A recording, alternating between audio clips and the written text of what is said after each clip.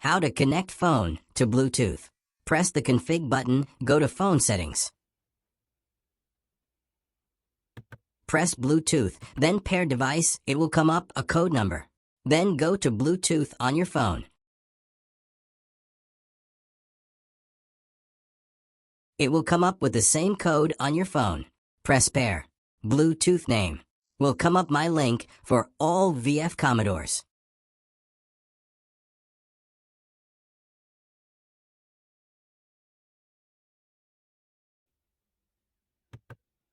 To delete a device from device list, just press on the device you want to delete.